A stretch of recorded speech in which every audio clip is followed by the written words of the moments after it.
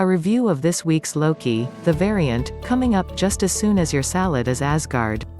The Loki series premiere at times felt like a challenge. How much could the fundamental charms of the show's two leading men overcome ream after ream of exposition about Loki's past and how the Time Variance Authority works? The Variant still has some TVA info dumping to do, plus more of this version of Loki catching up on MCU events he missed. But there's not nearly as much of that as in the premiere, which gives the hour time to settle into the show that Loki actually might be, which is a time-traveling cop show. This is, perhaps, not a surprise.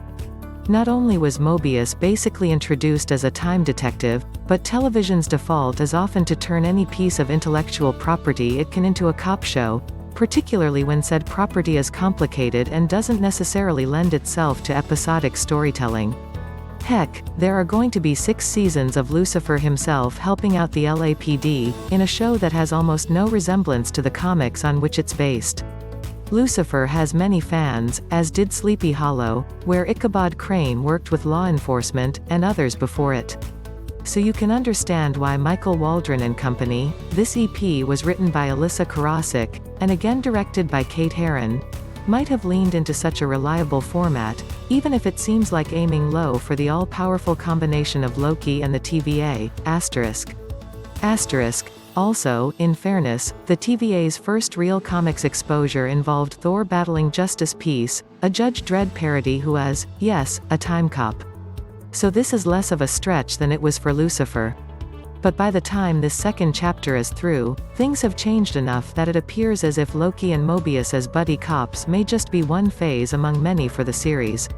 It's similar to how we glimpse so many other Loki variants in this episode, including a hulked-out Loki, a satyr Loki, and, in the episode's concluding scene, the female Loki, played by Sophia Di Martino, who is the target of Mobius and the other TVA agents.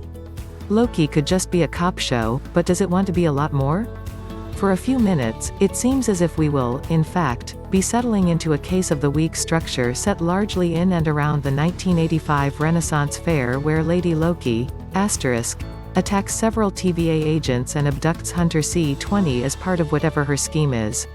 And the chemistry among the leads, plus the understandable and entertaining skepticism from characters like Ravonna and Hunter B-15, would probably be enough to sustain that storytelling model. But both quickly turn out to be right to be skeptical, and the Ren Fair visit is cut short when it becomes obvious that our Loki, more or less, is just jerking them around to try to get access to the timekeepers. She is, of course, just Loki from another timeline.